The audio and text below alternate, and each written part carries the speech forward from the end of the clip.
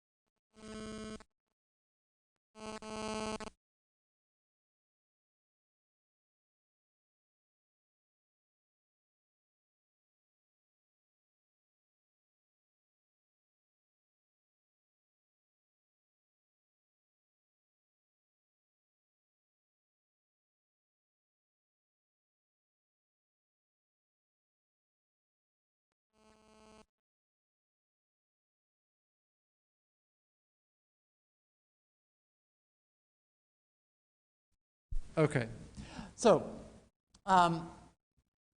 where was I? Okay, so it's hard to tell where these AGN are, right? With just the optical. And so you need something, where are the AGN? Yes, yes, yes.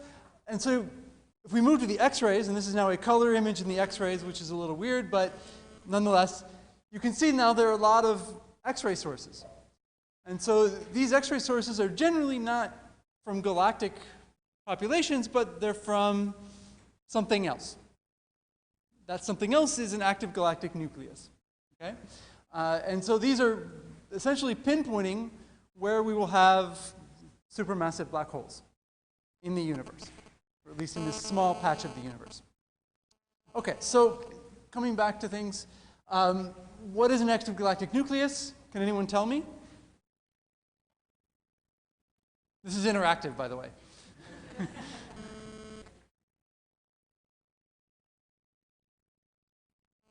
No? Supermassive black hole with an accretion disk, so it's emitting a lot of light. Okay, so what would this look like?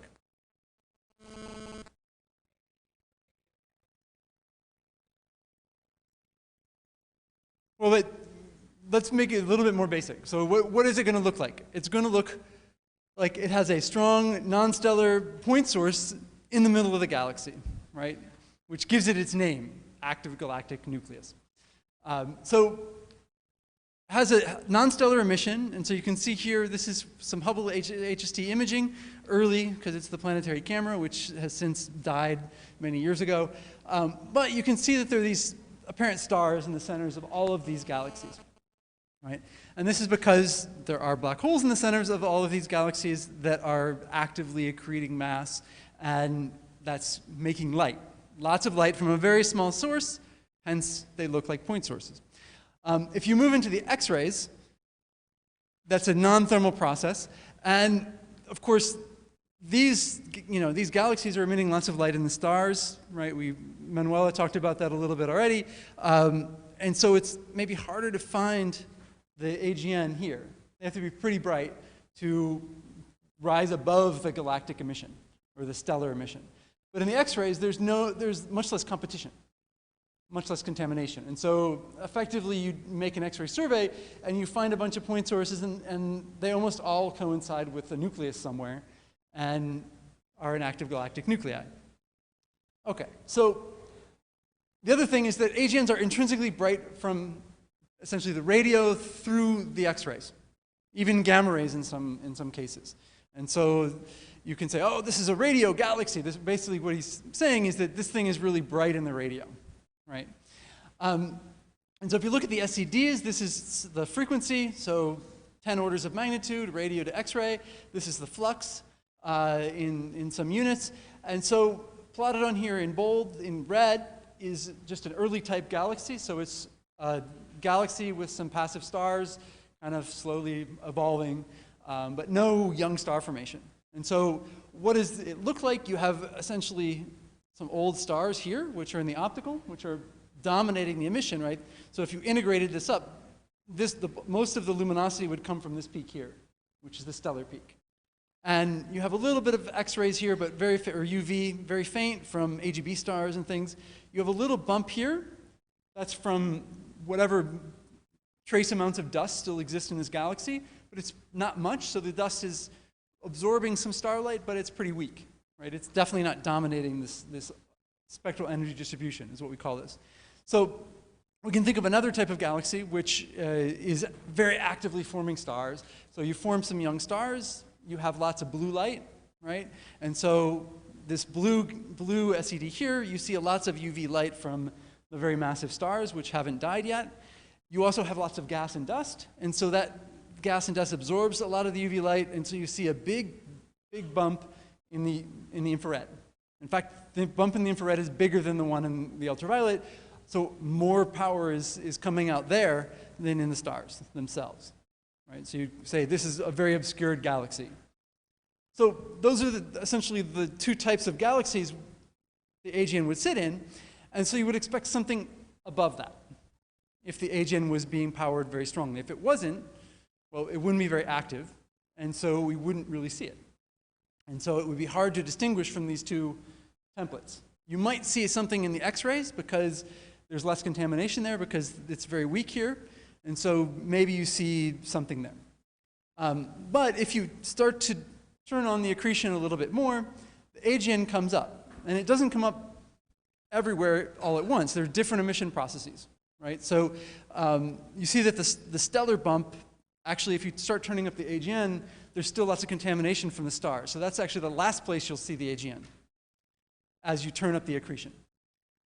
You see it in the ultraviolet pretty well. So this black line here is a Seyfert galaxy, as we heard one of the answers. And so a Seyfert galaxy is a galaxy, but with the AGN kind of slightly turned on. So it's not accreting huge amounts of mass, but a little bit. And so you see that it has a bright UV source in the center, and even some X-rays. You also see that it has a slightly hotter dust component. So this is the infrared, and you can see that it's peaking here, but it's the same on the Raleigh gene side. And so there's some hot dust central to the black hole that's being heated by this ultraviolet radiation. As you crank that up, you're going to crank this up, the ultraviolet, you're going to crank the hot dust up. And so that's what you see here with quasars. And so quasars, or quasi-stellar objects, are literally objects where the AGN is outpowering the galaxy, outshining it. So finally, there's a little bit of weirdness going on here in the radio, and so you see there's two types of quasars, ones which are radio loud, which seem to have a brighter radio source in them, and some which are radio quiet, which seem to have essentially no radio source in them, or very faint. So that's essentially, AGNs are bright, and there are certain places where you can pick them out easier than others, and you can study them easier than others. Okay. Finally, there's a class of AGN which seem to have jets. And these jets are essentially accelerating material at very, very fast speeds, up to fractions of the speed of light, 99% of the speed of light. And so if you happen to be looking in the right or the wrong direction, depending on how you see it, you'll see down that jet, and you'll get relativistic beaming. And so this will create lots of high energy process. Basically, this relativistic beaming boosts the low energy photons up to high energy photons, or the low frequency photons up to high frequency photons. And so you end up getting spectra that look like this. For instance, this is from Markarian 421, which is a famous blazar. And you can see here that this is now dominated by the X-rays or dominated by the gamma rays, which is completely different from the sort of more standard AGN. So that is essentially what an AGN is, right? It's something beyond the stars. Okay, so the outline for this week, I'm going to talk a little bit about the history of how we started finding black holes, how we started characterizing them, and then a bit about the structure, so we're all on the same page. And then from there, tomorrow, I'll talk about essentially the correlations we find, the feedback processes at work. Then on Wednesday, local census and high redshift census. And then finally looking at evolution and black hole seeds on Thursday. Okay? All right, so we're going to go back in time, and we're going to think about the last 100 years, or a little bit longer than that. So in the early 19th century, people started observing nebulae, and we weren't sure if the nebulae were in or outside of our galaxy. And it turns out some of those nebulae were actually AGN. But people didn't really understand that they were different in some way, because they were only observing in the optical with relatively, I wouldn't say poor instrumentation, but less precise instrumentation than we have today. And so they largely viewed the universe as these galaxies that were kind of passively evolving. And so, the galaxies were mostly at peace. It was assumed they formed many billions of years ago, and then their stellar populations just passively evolved ever since. And so the more massive stars died, and what we're seeing is less massive stars that are dominating the light. This picture changed roughly around the time when we started getting, or sort of expanding, the multi-wavelength coverage of the universe. And so during World War II, we developed a lot of radio technology, and so after World War II, we started pointing that up. And we looked at the sky in the radio light. And so in the radio light, the sky looks very different. Lots of non-thermal processes as opposed to the thermal processes from stars. So that was one. Then in the 60s, we started launching rockets, and so started looking at the world in the X-rays and in the infrared. And again, we saw a very different picture from this tranquil world. And so things shifted as the technology and as our wave bands opened up. So today we now know that the universe is probably shaped by very violent events. These could be supernovae that explode and drive winds and shocks and modify the interstellar medium, which then goes back into stars. This could be in the form of collisions of whole galaxies together that form shocks of gas, but then dramatically form a lot of stars very quickly. Or it could be from the outpouring of radiation and possibly mechanical energy from central supermassive black holes. And all of these things can dramatically shape and affect the galaxy, the host galaxy that the black hole sits in. So how did this change? Well, one of the key events that changed this was the discovery of a new class of objects called quasars, quasi-stellar radio objects. Remember that radio was the first band outside of optical, and so we started to find these radio sources, and we asked ourselves, what the hell were they? And that was sort of where this discovery came from. So just to give a brief history up to the point where we start to look at radios, we had Fath and Slipher in sort of very early 1900s were observing very strong emission lines, hydrogen, oxygen, neon, from 1068. NGC 1068 was a galaxy. These lines were very strange. They looked like planetary nebulae. Planetary nebulae are, of course, essentially ionized regions with a white dwarf in the center, a very hot source. So they had similar emission lines to that of essentially a very hard UV spectrum that is ionizing the gas around it.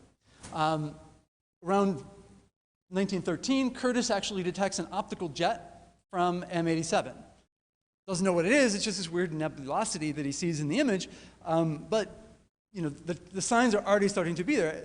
As early as, we don't even think of M87 as an extragalactic source yet. We haven't even discovered, Hubble hasn't even discovered that there are galaxies outside of our own. So Einstein, of course, develops, and Schwarzschild developed sort of general relativity in the Schwarzschild metric. Now, 10, 15 years later, Hubble finally discovers that some of these objects are extragalactic. Then stuff happens, but in terms of AGN, a critical thing is sort of after the World War, Carl Seifert characterizes objects like this and finds that there are a lot of them. And that these objects, later coined Seifert galaxies after him, essentially were these objects where they had very bright nuclei and strong emission lines. They still don't know what's making that happen, but they're starting to get into it. Then we have, in the 50s, the radio detection of 1068 and another object, NGC 1275, which actually sits inside the Perseus cluster. And so it's sitting inside of a giant elliptical galaxy inside of a giant cluster of galaxies. Around 1959, Wolter tries to look at the energy that's coming out of the Seifert galaxies and sort of place this in context. And so he essentially says that given the amount of energy that's coming out and the fact that Seifert galaxies are 1% of galaxies that are of that brightness, he basically puts a limit on the time scale of which they might have to, if all galaxies are doing the same thing, essentially they would go through a phase of Seifert-like activity about every 100 million years. And so he also estimated the mass based on the line widths. And so he estimated that the masses would have to be something like 10 to the 8 to 10 to the 10. It's huge, right? Now this isn't necessarily a single object. This is just the nuclei have to be that massive. Because he's measuring just the velocities of the galaxy, of these emission lines, which he's assuming are in some sort of Keplerian rotation. Okay. Finally, it isn't until 1967 that the term black hole is actually coined. So before that, and in many of these papers, I'll show you a few of these early papers, they don't call them that. They're just massive objects, right? Okay. So here's Carl Seifert's paper that he published in 1943, and this is the interesting part here. So profiles of emission lines show that all lines are broadened, presumably by Doppler motion, by amounts up to 8,500 kilometers a second. Pretty fast. With total width of hydrogen lines in a few galaxies, the hydrogen lines in 4145 have relatively narrow core, but then very wide wings that go out to 7,500 kilometers per second. Similar wings are found in other galaxies. So the lines of the emission of the other ions show no evidence of wide wings, so it's only the Balmer series that show these. The other lines, oxygen, neon, whatever, they don't seem to show these wide profiles. And so usually in the sense that the violet side of the line is stronger than the red. Okay, so he's already starting to see these interesting features, these broad lines, and something has to drive that velocity. And so, either it's an outflow or it's some massive object and you have some gravitational potential that's these emission lines are generated by some gas. That gas is rotating around, and it's rotating very fast. Okay, this is one of the Seifert galaxies that Seifert found. This is 4151, and so you can see mostly a galaxy, but there is this really bright core here. And it's actually denoted as a Seifert 1.5. There's Seifert 1s and Seifert 2s. The Seifert 1s have broad lines, the Seifert 2s don't, essentially. And in between, they have broad lines in between. Some sort of semblance to that. So this is two spectra of the galaxy. It actually shows state changes, if you want to call it that. So here's the broad line of H alpha, and also some narrow lines of H alpha and nitrogen 2. And here you have the broad line of H beta, and you can see it's here in this one observation and gone in the other. And so this is what they classify as a 1.5 because it has broad lines here but not here. You also see huge strong lines of oxygen 3, which are a sort of other telltale sign of the AGN. Okay. This is a paper by Wolter, and he sort of lists his arguments, but he's using velocities. So this is actually the radial velocity, so the Hubble velocity. These are all at relatively nearby distances, a few, sort of 15, 10 megaparsecs or so. And here's the velocities he's using, sort of the full width half max of the velocities, so between 1,500 and 3,000. And he comes away with essentially that these objects in the cores have to be relatively massive compared to the light that they're generating to generate these broad lines. And he estimates that the nuclei have to have mass to light ratios of about 25. And so this is a pretty high value. So sort of we need to think about that we are essentially saying there's something very, very massive there that's not creating so much light. And so stars, it's a little bit difficult to get this sort of mass to light ratio. Okay, so along come the radio surveys, and essentially there were a couple of very important ones that were led by a team in Cambridge called 3C and 3CR, which is the revised 3C catalog. The first 1 and 2 were, I guess, not really mentioned so much. There were very few objects. But they sort of increased their technology, and they started detecting hundreds of objects. And so the 3C catalog now contains a few hundred objects. And this was taken with single-dish radio telescopes. Single-dish radio telescopes at the time did not have very good point source resolution. And so you would detect a source in the sky, and it would be over some many square arc minutes. And if you took an optical image of that same sky, you would find hundreds and hundreds of galaxies. Which one is the radio source? Very difficult to figure that out. And so this was a major problem, identifying these radio sources and what they could possibly be. Likewise, in Australia, people were using the Parkes telescope to do the same thing. Then there was the 4C catalog. Now we're up to sort of 9C or 12C catalogs. But one of the most important observations was actually with Arecibo. And it was using Arecibo to watch the moon transit one of these radio sources. And the benefit was, okay, Arecibo has, again, it's a pretty big telescope, but it still has terrible resolution in terms of identifying things. But when you watch the moon passing by and occulting something, you know the ephemeris of the moon very well. And so you can pinpoint the location at which the source disappears or reappears to within an arc second or two. And so all of a sudden now you can figure out where this radio source might be. So they did that, and essentially this was very slow because there were only a few objects they could actually watch the moon transit over. There were only a few hundred in the sky, so they identified, by the end of the 60s, about 5 of them or so that they were able to pinpoint. What was weird is that when they identified them, some of them were normal galaxies, which were pretty obvious because they were really bright, and so they could just identify them by statistics. But some of them were stars. Stars with weird spectra, lines in the wrong places, weird emission lines, etc. And so this was sort of puzzling.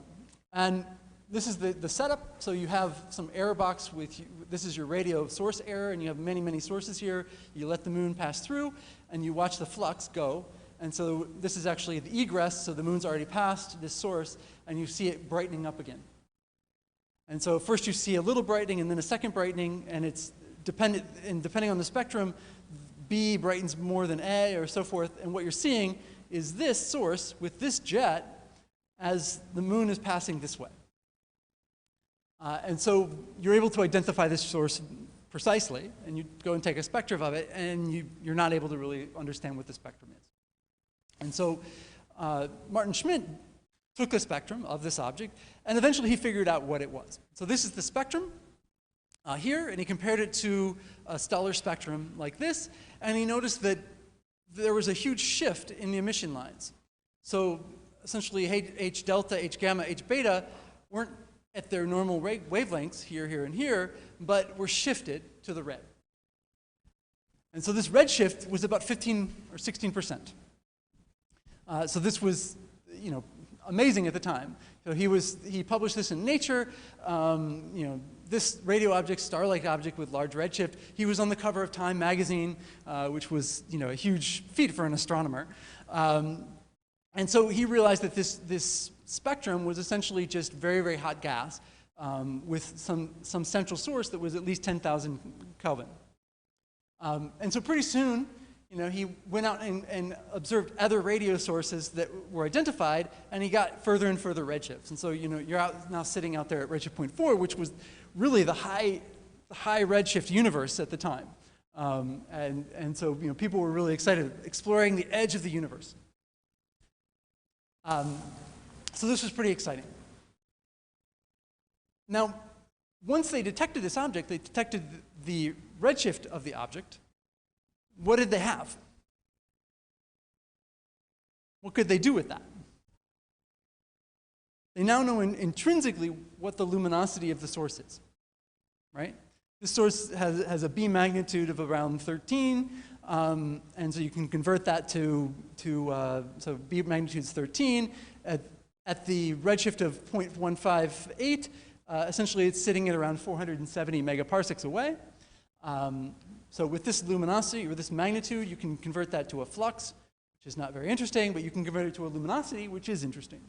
And that luminosity is a few times 10 to the 46. Now, this is in terms, if we divide by the solar luminosity, this is about 5 times 10 to the 12 solar luminosities. So the Milky Way is only a few times 10 to the 10 solar luminosities. So this is about a factor of 100 brighter than the Milky Way. And it is point-like, and at a high redshift. And so people were trying to figure out what can generate that much energy. And so this was the big question. And so just as a sort of side note, you have quasars, which are quasi-stellar radio sources. That's where the term comes from. And you also have objects that aren't radio sources, the radio quiet version of the population, which is just quasi-stellar object, or QSO. You might call the quasar radio loud or radio quiet, so you'd say radio loud RL QSO or RQ QSO. That's one of the nomenclatures.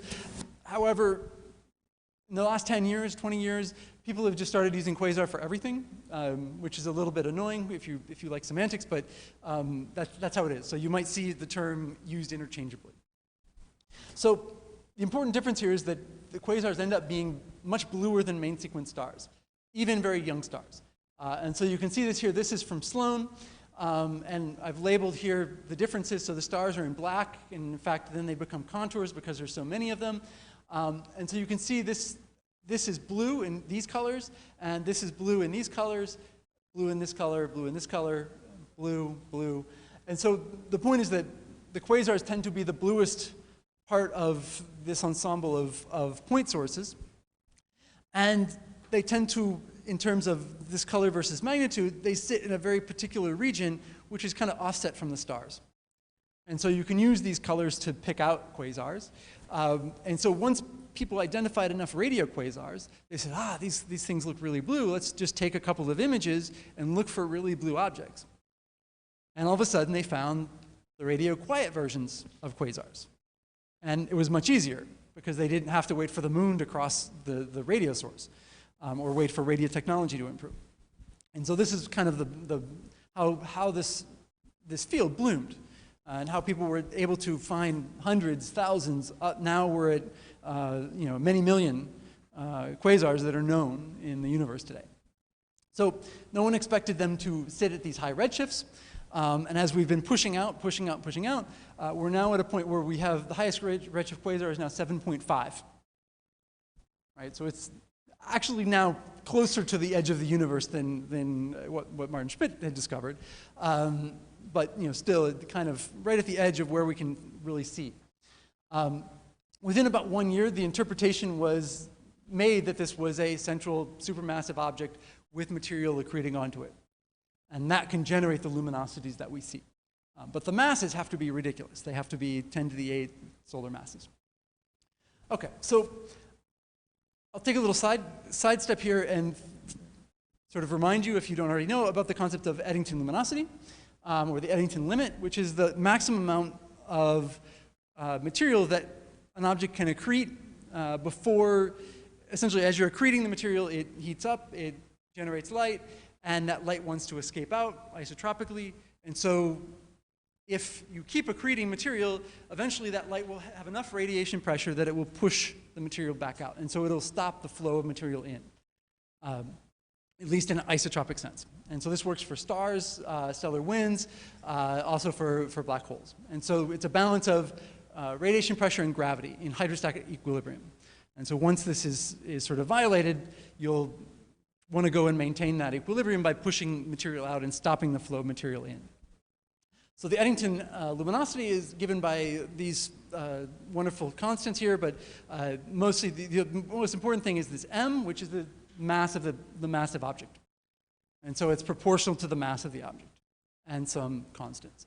And so putting it in reasonable units, you can see that in terms of solar luminosities and solar masses, it's about 3 times 10 to the 4. So this Eddington limit is not a strict limit in that you can get around it in a number of ways, but it becomes harder and harder as you accrete more and more mass. And so there's, if you anisotropically, I can't say that, accrete mass, so you accrete it this way and the radiation goes out this way, then you can start to get around this, but eventually the radiation will start to impinge the accretion even in a disk. You also can have porous accretion, you can have turbulence, you can have things called photon bubbles, and so you can get up maybe about 100, maybe 10, 100 times the Eddington limit and still get away with it. But beyond that, it becomes very difficult. So thinking about this, what might we say about this source 3C273? It had a luminosity of 5 times 10 to the 12 solar luminosities. And so if it was accreting at its Eddington limit, how much mass would it have?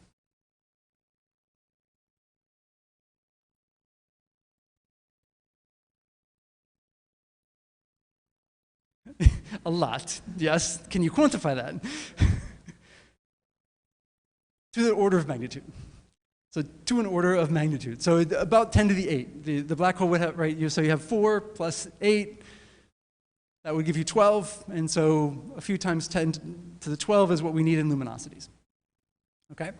So that's a pretty massive object. And people realized this pretty quickly. And that was what was so interesting. How the hell do you get these really massive objects sitting in, well, presumably the centers of galaxies? And most of these things were really, really bright. But you could see some fainter ones, and maybe you made the connection eventually that some of them were sitting in galaxies. So, hey, you're supposed to show that. Where's my text? Okay, there we go. So what evidence do we actually have that the supermassive black holes exist? We've found them. We've started to think about their, what may be powering them, but what about actually, is it reasonable to say that it's a black hole versus something else? And this was one of the early questions that people had. So already in the 70s, you were thinking about, okay, we have these things which may be black holes. They're really, really massive, really small area where they're generating a lot of luminosity. And so accretion onto a compact object is the best case, but we can't resolve it. And so people were now starting to think, okay, well, what if we look closer? And so Lyndon Bell, for instance, said, okay, the black hole model of galactic nuclei is used to discuss the properties of quasars as proto-black holes in the middle of galaxies. Quasar lifetimes, blah, blah, blah. Finally, we laid critical observations that could establish the existence of a large central mass in the galaxy of a so small a size that it must be associated with a black hole. So they're already starting to think about ways that they could start to pin down really if these were really black holes or some sort of collection of compact objects. Here's another paper by Martin Rees, and essentially, if we regard quasars as hyperactive galactic nuclei, then a black hole might lurk in the centers of most normal galaxies. And so they're already sort of planting the seed, as you were, of the fact that there might be black holes dormant, supermassive black holes dormant in all galaxies, or in most massive galaxies. However, measuring the mass and excluding alternatives was very difficult at the time, and even 20, 30 years it took to really sort of pin that down.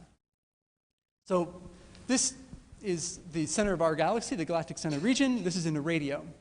And so remember that the radio was one of the easiest bands to look in, and so when they pointed it at the galactic center, they found a bright radio source. Now this is much better resolution than they had at the time. This is with the interferometer of the VLA, but this is sort of 500 parsecs, so it's a pretty big map. And so this is also half a square degree, and so this was sort of the resolution of the time. And so they said, there's a big bright point source at the center of our galaxy. What the hell is it? It isn't something that we know. And so this source was non-thermal, and it was called Sagittarius A because it was the brightest source. And when we finally sort of identified a black hole, we called it Sagittarius A star. The star means black hole. Now Sagittarius A star is about 8 kiloparsecs away from us. It's pretty far. And people detected this in the 70s, and so they said this is part of the reason they drove Martin Rees and others to think there might be a black hole in the center, but accreting kind of weakly. So you only need a very tiny amount, 10 to the minus 9 or so solar masses to accrete at the level that we're seeing Sagittarius A star. Chandra was able to look at it, and this is an image from Chandra now of the galactic center, much smaller, a factor of 10 smaller. And this inset shows a flare that occurred from Sagittarius A star. So an increase in the luminosity by a factor of 400 on the order of minutes. And so that's a very, if you think about the light travel time, that's a very small region that the light has to sort of transfer around to be coherent. And so it's a pretty good sign that it's a very, very compact object that's generating this. Sagittarius A star shows variability not only in the X-ray, but in the submillimeter and the infrared, and people are tracking it all the time with monitoring surveys, trying to figure out the accretion mode that Sagittarius star is in, and whether we can constrain this type of accretion. Okay, so if you think about the radius and essentially the enclosed mass, as you can observe this in the near infrared, closer and closer and closer, you can try and constrain essentially the density of Sagittarius A star. And so this is essentially almost a historical mapping of the density of Sagittarius A star. And so luminous matter, if it was composed of essentially very massive stars, it would have a profile like this. And so you can resolve it and you can say, okay, it has a big mass at a very small radius. We can exclude luminous matter. Then you have other matter, so there's dark matter, various types of dark matter. You can imagine neutron stars, just a collection of a billion neutron stars, or not a billion, a million neutron stars is about the right mass, or something exotic. And so you start to be able to sort of exclude some of these even, and it seems that a black hole, which is this line here, is probably the best evidence. In addition, people are now able to track for about 20 years the orbits of individual stars around this position, and they're able to see that there is a massive source there, and that source has a mass of a few times 10 to the 6 solar masses. And it's pretty much dark. You also have evidence from light echoes, so this is again the X-rays, and what happens is you can see if you have an accretion event, the X-rays might go up, and you'll have a sort of echo that will move out of this sort of increase in the X-rays, which we saw from the last slide. And so that echo will move out, and if it hits a cloud, you'll get a little bit of a reflection off of it. So you'll get some absorption, but then the X-rays will come back from Compton scattering. And some of these clouds are in fact being reflected by X-rays, and a few of them actually change over time. And so you can kind of measure the luminosity, and if you figure out the distance from here to here, you can estimate how big of a burst this was in the past. And so in this case, this is a burst of about probably, I think, 10 to the 4, 10 to the 5, higher than what it is now. And if you go out to clouds further out, you find that there's even higher luminosity. And so it's suggested that something like 10 to the 5 years ago, the Milky Way was a Seyfert galaxy, which is impressive, and also sort of suggestive that this is a cycle that probably all galaxies go through at some level. Okay, We can compare Sagittarius A star to the structure of the Milky Way.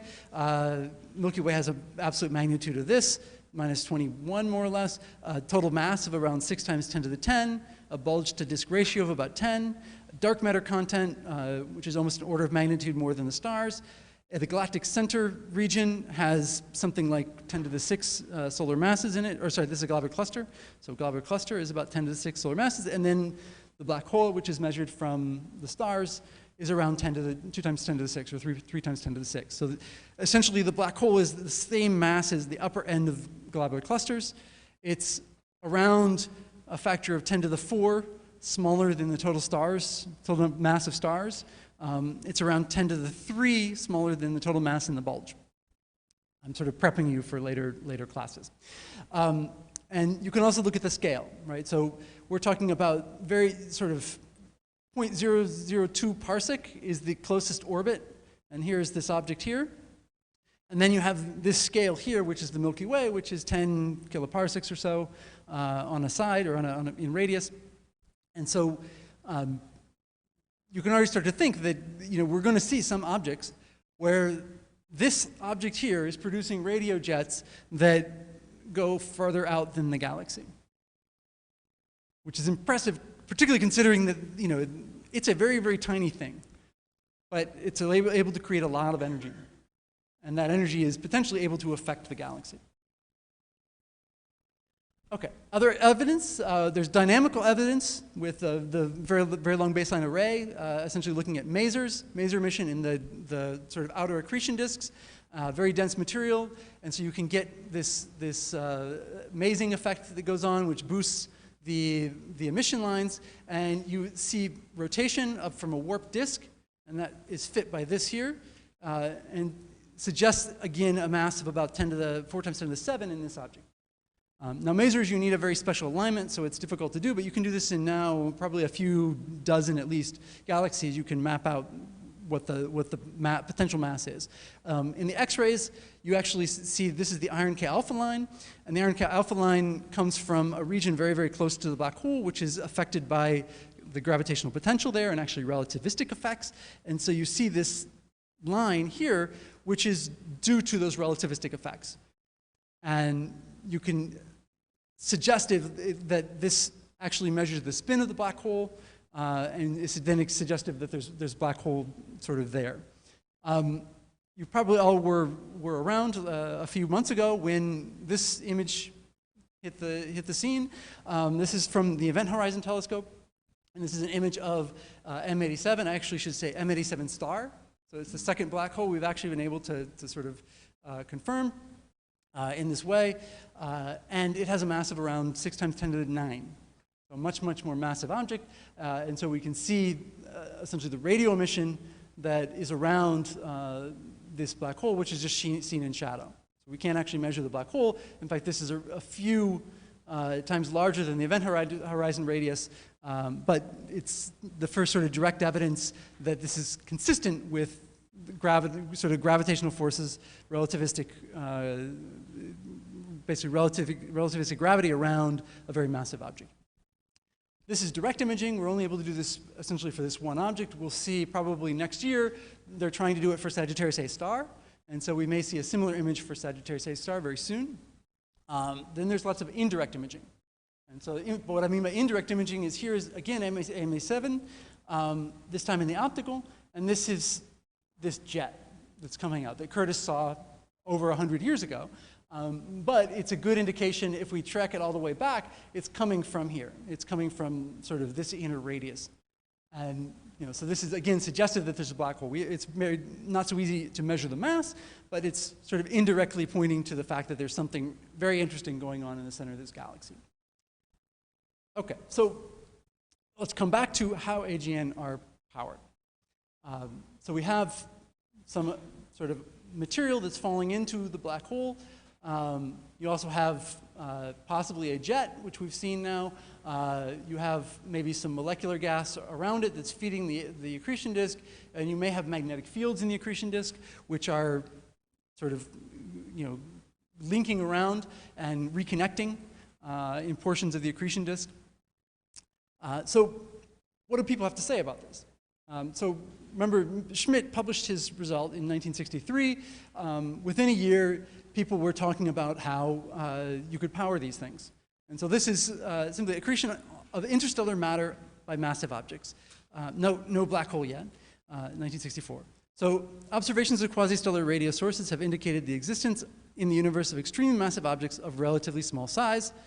The present note discusses the possible further growth in mass of a relatively massive object by means of accretion of interstellar gas onto it and the accompanying energy release.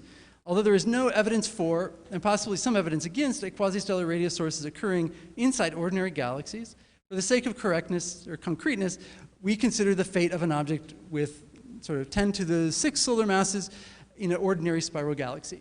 And they go through these sort of arguments and find that accreting at their Eddington limit, they can produce a very powerful amount of energy. About 10 years later, now we're starting to call them black holes. Okay, so we consider the observational effects of accretion onto massive objects, now 10 to the 4, particularly in the case where angular momentum is important. Such objects could be extremely luminous, even if the surrounding density is very low. So these guys are just thinking about just gas accreting on and kind of accreting in whatever direction. And these guys are thinking about the particular case where the angular momentum is high and you're collapsing down into a disk and accreting onto it. And so the conclusion is that these black holes will end up generating a huge amount of energy from this. So we'll go through and look at some of this. One of the classic papers is from Shikura and Sunyaev, and they are in particular trying to explain lower mass black holes, stellar mass black holes in our galaxy, but they're trying to look at it in terms of material that's accreting onto this black hole in a disk. And so the outward transfer of angular momentum of the accreting matter leads to the formation of a disk around the black hole. Fairly easy. The structure and radiation spectrum of the disk depend mainly on the rate of accretion of inflow, so m dot, into the disk at its outer boundary. And so most of the luminosity is driven by the accretion rate. This dependence of efficiency, the dependence on efficiency of mechanisms of angular momentum transport connected with magnetic fields, turbulence, are weaker. And so they're able to generate for this stellar mass black hole, so a black hole with a powerful X-ray radiation, most of the radiation will come out in the X-rays.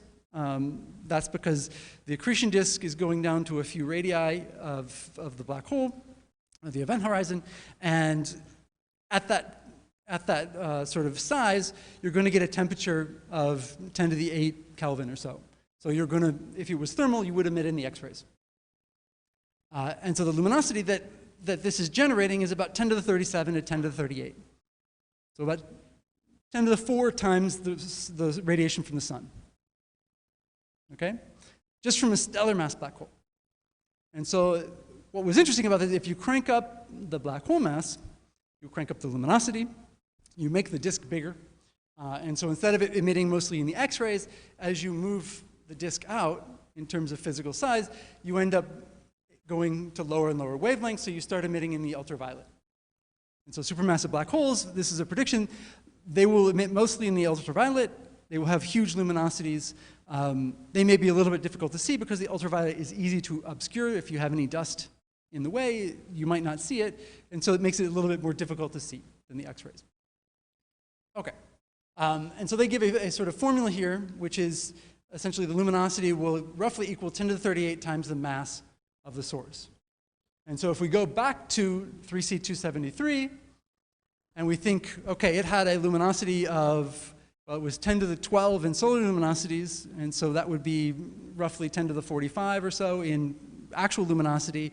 And so you calculate the mass here, and again, it's about 10 to the 7, 10 to the 8. So it's actually accreting at kind of close to its Eddington limit, perhaps, if it's accreting with this disk-like sort of accretion. Okay, so in addition to this accretion disk, as I mentioned, you have magnetic fields. The magnetic fields will go around with this material, and so you might get reconnections, which are shown by this sort of graphic here, by these little fountains. And so you might imagine something like this. And so the disk is going around, you have these corona. As they reconnect, what they're doing is heating the upper atmosphere. So they're heating this region up here, which we call the disk corona. And this disk corona can be driven up to temperatures of 10 to the 9. Whereas the disk, the innermost stable orbit of the disk, might only be 10 to the 5. So 10 to the 5 will emit in the ultraviolet, 10 to the 9 will emit in the X-rays. And so one of the consequences of having this material moving around very fast and have these reconnections is not only do you generate the ultraviolet, but you generate some X-ray emission sort of non-thermally.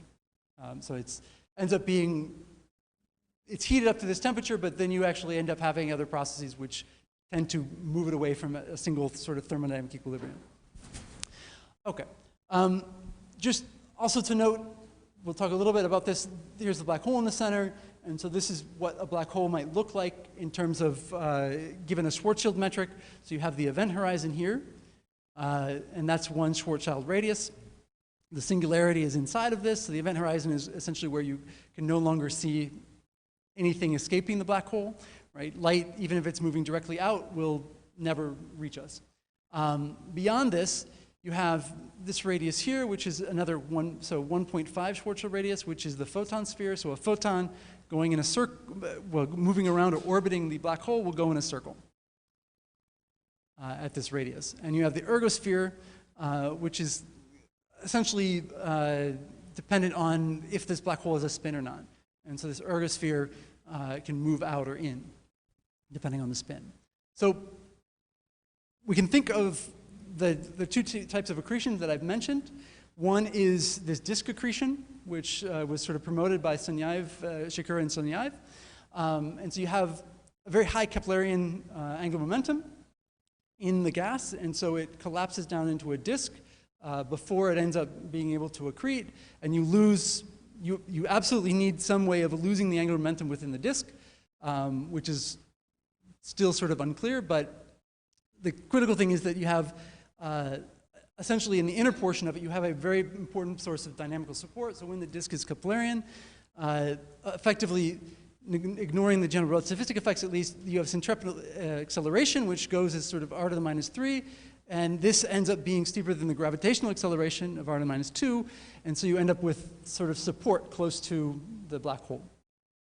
And so then you need some way of breaking this support to actually accrete the material in. Close to the event horizon, the gravitational effects will end up dominating and allows the material to sort of move in relatively easily. But in this intermediate region, it's sort of tough. Then finally, you have the other way would be sort of quasi-spherical Bondi accretion, Bondi-Hoyle accretion. And what that is essentially gas that has low angular momentum, and so it's able to accrete from all directions. And in fact, you can get a variety of different accretion modes. So you have fast rotation, which always generally goes into a disk, and you have slow rotation, which is more of this free fall. And then you have different regimes, large pressure or small pressure. So you have a slim disk or a thin disk versus sort of free fall, or what we call advection-dominated accretion flow. Then you can have some dependencies on the accretion rate, which will change the opacity of the material. And so at large opacity, you end up with a slim thin disk again. With large opacity here, you end up with essentially a very thin sort of accretion mode, and then small opacity is this ADAV. So they're effectively just different regimes of tracing accretion through all of its parameter space. So the angular momentum ideally is not conserved in the flow. You need outward momentum transport in order to actually have the mass move in, heat up, and power the central engine. One thing, so in the previous papers, the Shakura-Sunyaev paper, they mentioned viscosity as the main term. In fact, so this sort of disk called the alpha disk model has this parameter viscosity, which is proportional to alpha, which is a free parameter, and then some scale height, some vertical half thickness, which is related to the sound speed here, which is related to the pressure and density, and this other factor here, which is the angular velocity of a test particle. So one of the key sort of things is that this isn't fluid viscosity they're talking about, but some sort of kinematic viscosity. And the main point of me introducing this at all is just there's lots of models that use alpha as this free parameter. So they'll say, okay, this model has alpha of 0.01, this has model of 0.0, and just to understand where it comes from, it's essentially scaling how the angular transport is working, right? That's a rough way of sort of thinking about it. Okay, so you then have this accretion landscape, and it's useful to sort of maybe think about it in terms of accretion rate and this optical depth, which is related to the mass transfer rate, how fast you can accrete, and this H factor here, which is the sort of scale height. So you can have puffy disks, thin disks, et cetera. And so the Shakura-Savyaev disks are sort of sitting over here in terms of an optical depth at 10 gravitational radii, and at the sort of this mass rate, and you can get above accretion rate of, in these units are 1, this is above an Eddington accretion rate. So slim disks are able to kind of get above it by a factor of 100 because of this anisotropy of the feeding versus the radiation. And so you can get around the radiation pressure up to a certain point. But it becomes less efficient. Then sort of in this regime, you have the Bondi accretion. And so you have the ADAFs and the ion tori and so forth. And then finally up here you have what is called sort of Polish donut, which is where you can feed things super Eddington. And so there you're talking about rates, Eddington rates of 10 to the 4, but they're sort of in the same regime as these slim disks. Let's see, did this play? No, it didn't play. This is supposed to play and look like a nice movie. So here's Bondi accretion, sort of what it would look like. And so maybe you can imagine the black hole is flowing through some sort of ISM or through a wind, and you get accretion that sort of happens like this, and you have a sort of radius which is related to the black hole and the sort of velocity dispersion of the material. This is essentially a radially inefficient accretion flow, and you're supposed to see that it kind of is pretty sort of thick here. You might imagine that there's all sorts of hybrids as you change the accretion rate, and so that's what's depicted here. So as you increase the accretion rate up, sort of here, you get more radiative power, and you essentially might fill the disk in all the way to the innermost stable orbit, whereas if you are at low accretion rates, you might have a hybrid system which is sort of like a Bondi accretion in the center, but then sort of has some disk accretion at the edges. What is sort of important here, so this is a Keplerian sort of angular momentum as a function of the gravitational radii, and this is the angular momentum from a low angular momentum gas, so it will end up, it's below the Keplerian at all points, and so it ends up essentially being accreting in a spherical sort of direction. And then as the angular momentum increases, you start to get above this sort of angular momentum from a Keplerian disk, and so this is what a disk model might look like. So at the outer edges, it's maybe not quite Keplerian, and then at the inner portions, it's fully Keplerian or super Keplerian, and that allows you sort of a blocking of the flow, which I mentioned 2 slides ago. So this is sort of the landscape of which, you know, the types of possible accretion that can flow onto black holes, and there's many, many models that have been made over time. And so just to sort of think about things, I'm just going to look at a disk model. So this is the thin disk accretion model from the Shakura-Savyaev sort of perspective, and for 2 different geometries, for a Kerr geometry and for a Schwarzschild geometry. And so we can think of a couple of different sort of regimes, which I explained in the diagram before. But we have sort of the Keplerian regime, which goes all the way into essentially the photon radius. And so the photon radius, depending on your geometry, might be 3 times the gravitational radius, or something a little bit more complicated, which is dependent on the spin of the black hole. And with the spin of the black hole, you can actually get the disk to move further in. We can also think about bound orbits. So bound orbits exist essentially beyond this radius here, which is what we call marginally bound. And so marginally bound for Schwarzschild is about 4 gravitational radii, so it's just outside of the photon radius. And similarly here, but again, dependent on the spin. We can also think of this last stable orbit. So this is where material will kind of just sit due to this Keplerian sort of blocking. And that last stable orbit is about 6 gravitational radii. And so what this starts to mean, we can think of it, the last one, of course, is the event horizon, which is at 2 gravitational radii. And so what's interesting here is that the last stable orbit of material is 3 times the event horizon for a Schwarzschild black hole. And so what that means is that there's some regime over which you don't have much material. Material beyond that regime essentially will start to fall into the black hole very rapidly. And so you have a hole around the black hole. So in this Schwarzschild regime, which is for a non-spinning black hole, this inner stable orbit is around 6 RG. For this geometry, the inner stable orbit has several parameters, but effectively you can see it here. And so this is r divided by m, which is, so rg is just gm divided by c squared. So the radius, as you crank up the black hole, the radius moves out, which is what I was mentioning before. So as you increase the black hole, the innermost stable orbit will be further and further out. And so it will have an effective lower temperature for the inner disk. You can think about it at least that way. So for Schwarzschild, you can see that it basically stops at around 6, and you have this sort of pile up here in terms of the optical depth, which is due to this supercaplarianness, and two different alpha parameters. So within this regime for a Schwarzschild radiate, you don't really have any material, and any material in here will feed into the black hole very fast. For a spinning black hole, you now see that you're able to actually get the material to funnel in much, much further. And at this point, you now start to have relativistic effects that occur. You also can heat the inner disk to a hotter temperature. And so you could imagine that there are very distinct appearances for a disk that has a maximally spinning black hole versus one that has no spin at all. Okay? All right, then you can now think, okay, we have this sort of disk setup, and essentially the radii that the disk are at are going to give it more or less some sort of temperature, so you're going to end up with a multi-temperature disk. The innermost temperature for a massive black hole of 10 to the 8 or so will be sort of in the hard UV, and then as you go out in the disk, you'll see different colors. So you'll go hard UV, UV, optical, near infrared, et cetera. And if you add all of that up, you can essentially get a spectrum out of it, right? So something like this. So this is frequency, and this is luminosity. And so this spectrum will depend a bit on the assumptions that you make.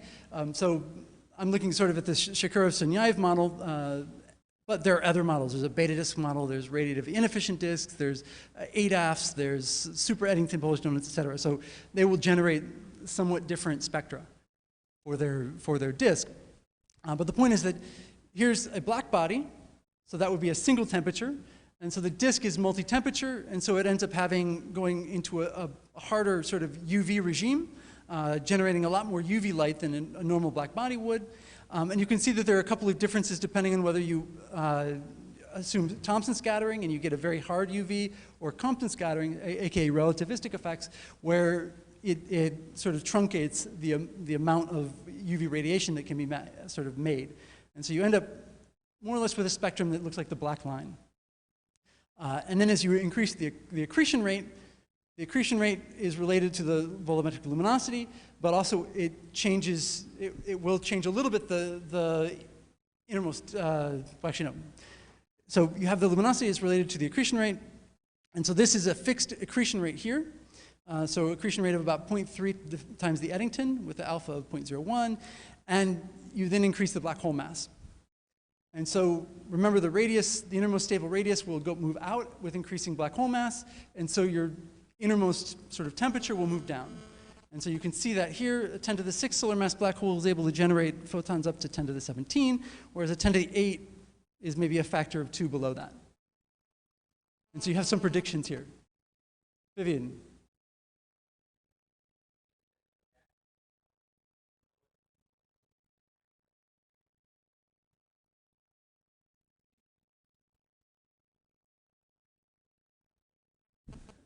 So mostly, I mean, so this would be for a given black body kind of anchored down here. So some of it's essentially reprocessing of the disk radiation. And sort of, again, this is also a sort of a single model. I would say adding different effects, you can do different things as well. The way that the radiation transfer works within the disk, how much, depending on the opacity and how thick or thin the disk is, you can tweak this a lot, I think. But that's probably not my pure area of expertise, is sort of disk modeling. Finally, just to sort of point out, This is the luminosity versus the Eddington luminosity as a function of the accretion rate versus the Eddington accretion rate. So ideally, at an Eddington accretion rate of 1, you have an Eddington luminosity, right? That makes sense. For this, basically a non-spinning black hole, so A equals 0. When you have a spinning black hole, you're able to get a higher luminosity out of the same accretion rate because your material is able to flow further in and heat up to a hotter temperature and generate more radiation. You can also see that these asymptotes, so even though you increase the mass, the accretion rate, the luminosity starts to sort of plateau as you start to get this sort of feedback effect from the Eddington limited accretion. But it's not, it depends a little bit on the model and so forth. Okay. So some of the other properties, as I mentioned, you have this disk, it's moving around, it's generating the UV radiation. This disk is heating up electrons. You have these magnetic reconnections. And so just like the sun, you're driving electrons to very fast speeds or high temperatures. And so you generate a corona, which has temperatures up to 10 to the 9. And this will emit X-rays. You also have interplay between the disk. The disk will tend to, these photons from the disk will end up interacting with this corona. The photons from the corona will end up interacting with the disk, heating the disk. And so you can get all sorts of weird effects, particularly because this is at the very inner portion of the black hole where the general relativistic effects can happen. And so you can get general relativistic sort of beaming as well, which operates sort of one way but not the other way. And so you can end up sort of enhancing the sort of beaming down back onto the disk and getting sort of what we call reflection, disk reflection. So there are all sorts of interesting higher order processes that go on here. But we have the X-rays, we have the UV. That's sort of the critical point. If you think back to the SED that we were looking at, these were two of the critical portions that were very bright compared to normal galaxies.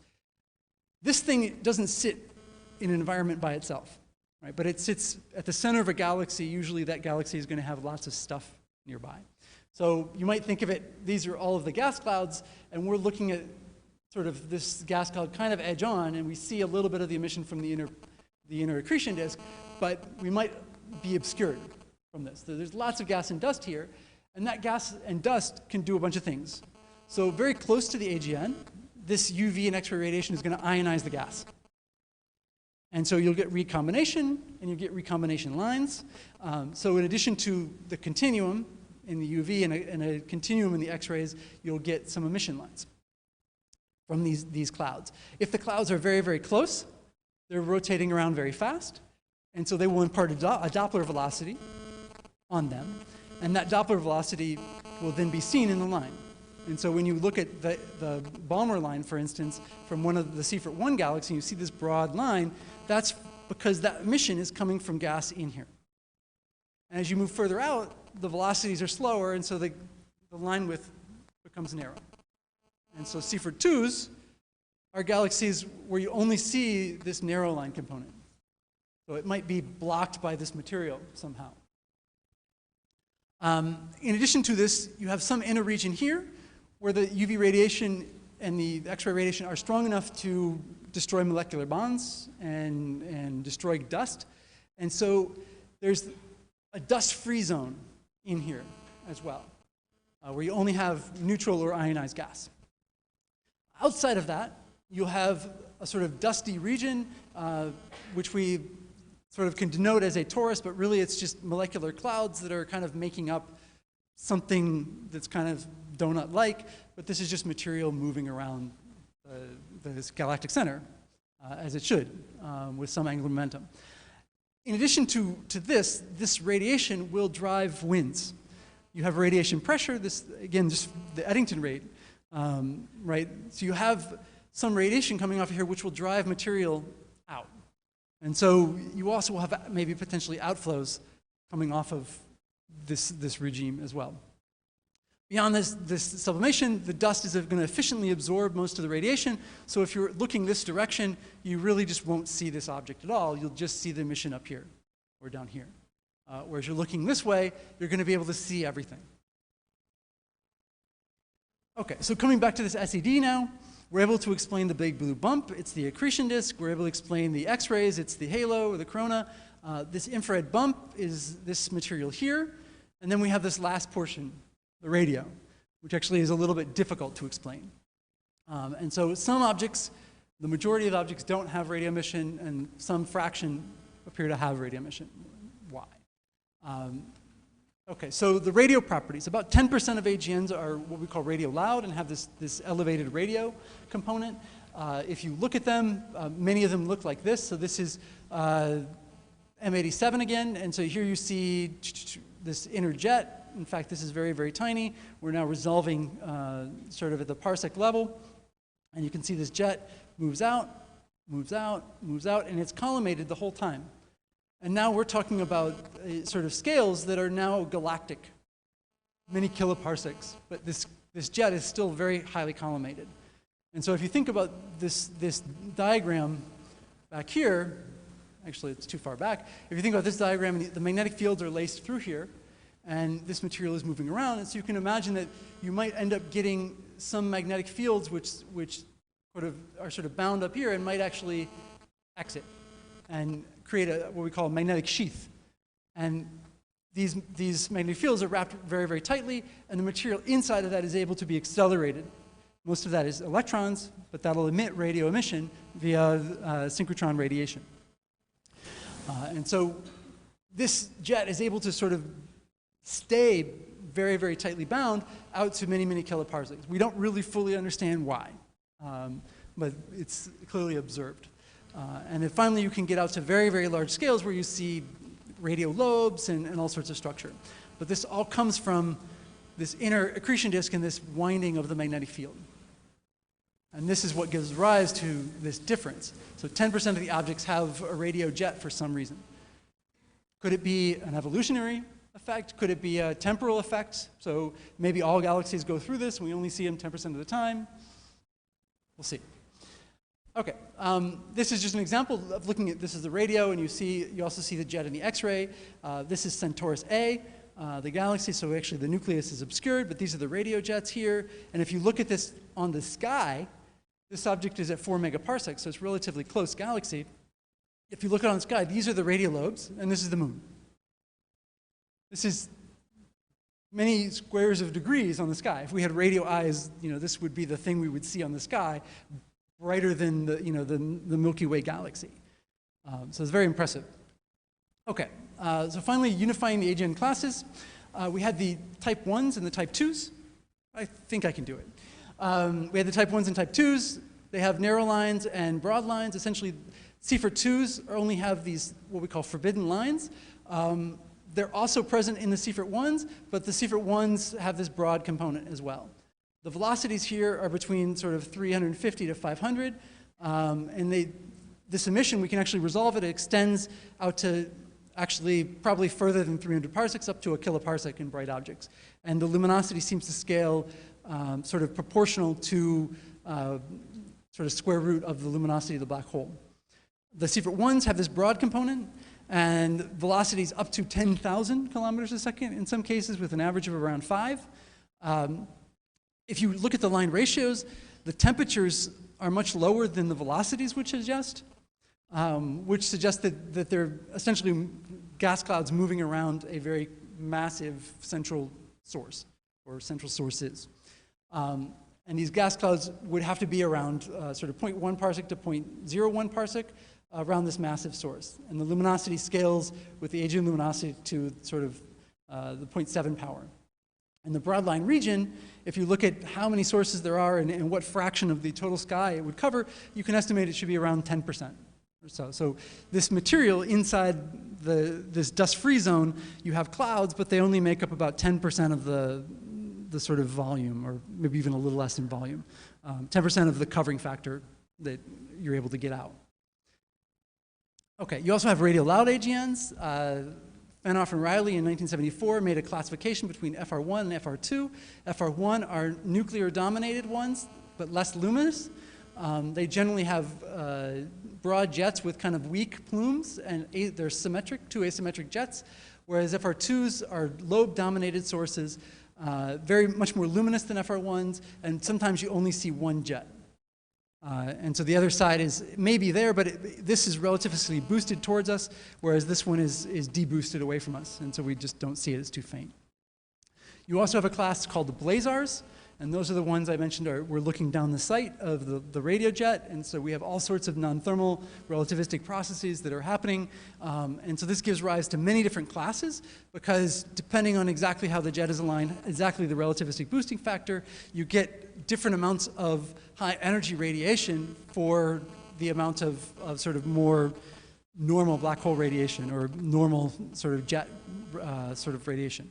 And so you have all sorts of classes, and so you have the BLAC class, which look like they were originally classified as stars.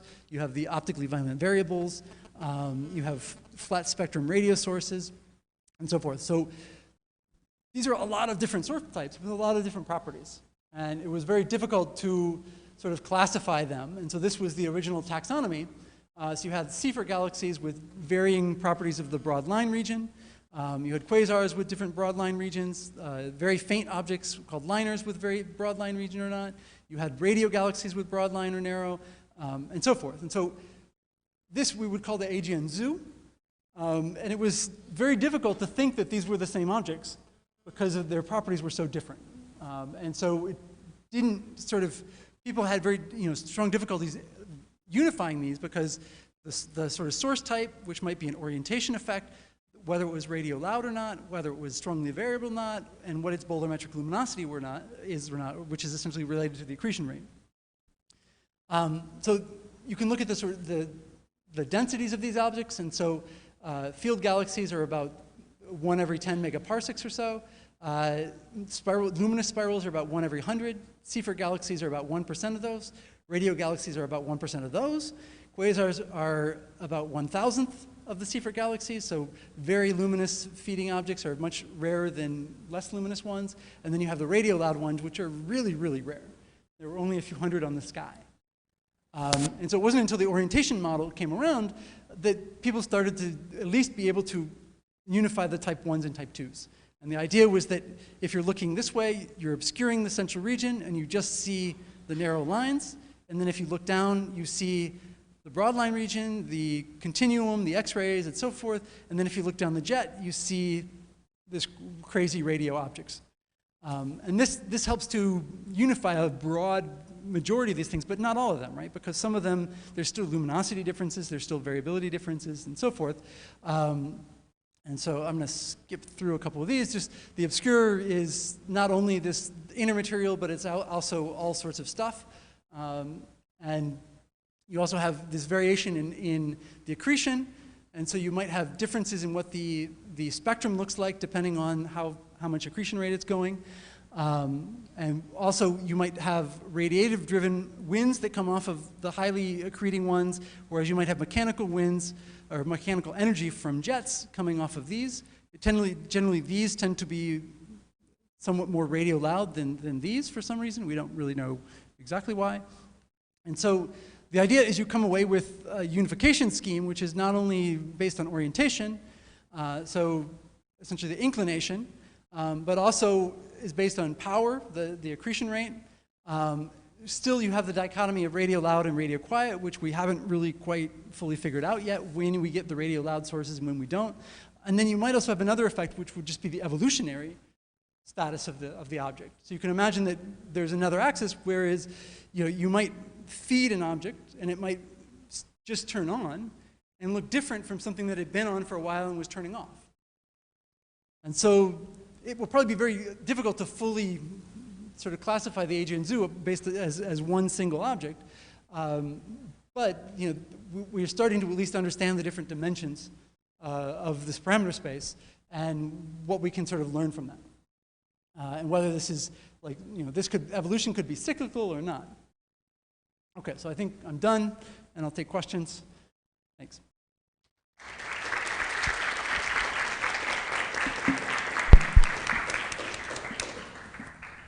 So, questions?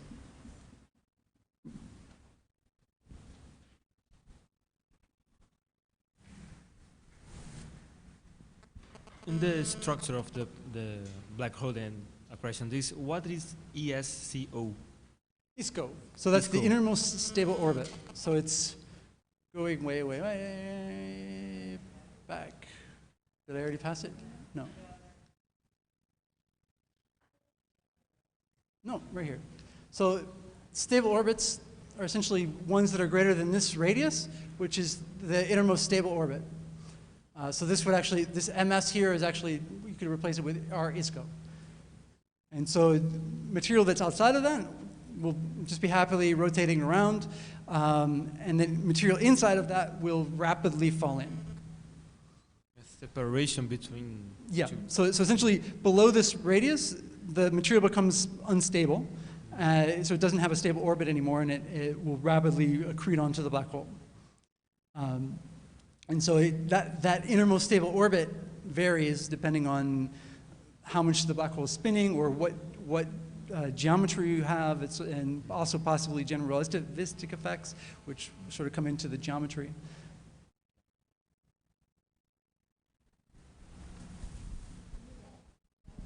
So following the same question, I was in doubt about this as well. So if you'd compare this region with that shallow or the dark region in M87? Yes. Yeah. Oops. Ah, come on back. There. Okay. Right. So I can't remember exactly what this was, but this is sort of the event horizon here, in here. And so this is out at sort of, I want to say 4 or 5 gravitational radii. So it's slightly inside of the ISCO, I think, or it's close to the ISCO. It depends on which model they end up assuming. Using the Kerr metric, I think that it would be like five times this. There was some constraints on this, on the spin, but they were pretty loose. So they could probably rule out a non-spinning black hole, but they couldn't really constrain the spin very well at all with the current data that they have. With the next generation of observations, they will probably be able to have a little bit more resolution, and actually there are predictions for how this should look given the metric and given the black hole spin. And so they can start to constrain that. It's for M87.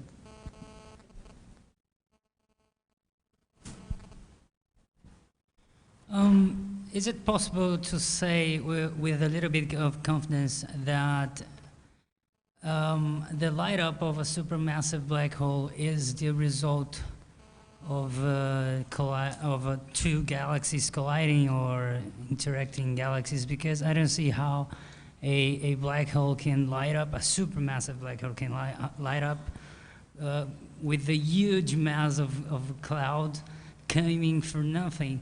And then... Well, you really need very little material to flow in to generate high luminosities. So many of the things that are accreting at Eddington luminosity are only accreting a few to tens of solar masses a year. Right? So that literally is one star, or one massive star per year. It's not that huge to generate a very, very large luminosity. If you go lower and you say, okay, let's accrete at a pretty minimal rate, 10 to the minus 5 maybe or something, you can still probably pick it out as a slight, sort of bright source on top of a galaxy. So you have a huge range, but if you're sort of maximally accreting, if you imagine a molecular cloud happens to fall in and somehow you're able to lose all the angular momentum, that molecular cloud might be 10 to the 6 solar masses, and the black hole can feed for a pretty long time at 1 solar mass per year on that. So that's the benefit is you're literally converting mass to energy, and the efficiency is like 50% or at least 10 or 20%. Right, so it's much more efficient than the sun, for instance, in converting mass to energy. More questions? Nope. Well, as you have time, my question is, you were showing the source of the jets, and then you said that we do not really understand except the basis of the jet, how it is launched and all of this. Yep. And then my question is, I remember reading these papers about this nice result, and on which they say clearly that the way they decided what is the size of the structure they were looking for was because they kind of knew the science behind the launching of the jet at that scale. So I got confused with this. They have some idea about of where it launches and the size of it, but for instance, why it launches is right. And so what's going on in the accretion disk that generates a jet or does not generate a jet? And so you can say, okay, we have a model that generates a jet, but how can you apply that model to all of the observations and understand them all? If you say that, for instance, I'll show I think on Wednesday, I'll show that there's a larger fraction of radio loud sources in very massive black holes. So what's going on there, but then why don't you have it in some cases for seemingly having the same accretion disk in terms of the other properties? And so it's that level of, yeah, we can make models that kind of launch jets, but we don't fully understand the parameter space of that, why they're there or not. One quick question, last quick question. Someone Okay. from the back.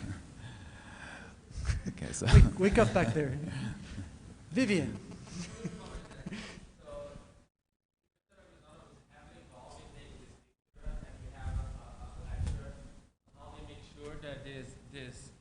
This black hole is actually a hole, and it's actually pretty amazing. So they try every possible pancakes and desks and try to do this image. It took a year and a half to confirm that that black shadow is actually a hole, and we are pretty confident that this is approximately 3 times the Schwarzschild radius. And that's because there is strong lensing that makes the photons to just go over the black hole over and over again and lose a lot of intensity. So if some of the students have the opportunity to talk to some of the EHT people and how it's a nightmare to take this picture, don't lose this opportunity. Yeah, or you can also read the 6 or 7 papers that came out in April. Some of them are very gory in the details of the image processing that went on here. But yeah, the contrast ratio was critical. To, I can't remember the exact number. It was, I want to say 10 to the 3. Do you know it, Vivian?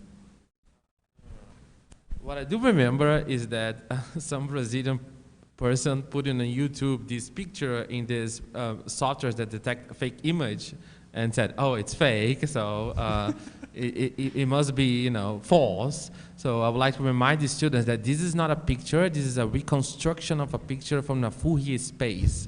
That's how interferometry do. You measure the Fourier space, and then you do the Fourier space yourself and try to match what you measure on K-space. So this, if you put in a software that detects a fake image, it will give you that it's fake. That doesn't mean that we're inventing black holes. So Yeah. that's And again, there was a paper just on looking at all the different baselines and pulling one baseline out and redoing the imaging, pulling another baseline out, redoing the imaging, doing that 1,000 times in Monte Carlo. And yeah, it's a lot of work. Yeah, it's crazy. And they'll have to do the same thing for, well, now that they have the pipeline, they can maybe do it a little bit faster, but they'll have to do something for Sagittarius A star, and that's going to be a little bit harder because there are other processes at work because it's at the galactic center. And so you have some additional physics that you need to deal with that's non-trivial. And so this is why you ended up seeing M87 before Sagittarius A star, is because they're still having nightmares with that data. The mass is much lower, but it's much, much closer. And so those almost cancel out. And so M87 is a little bit better, but not a huge amount better. M87 is also in the northern hemisphere a little bit, whereas Sag A star is kind of right above ALMA, which is the main sort of observatory for the baselines. But other questions? No, you want coffee. Okay, So thanks again. thank you, and we'll see you Franz? tomorrow.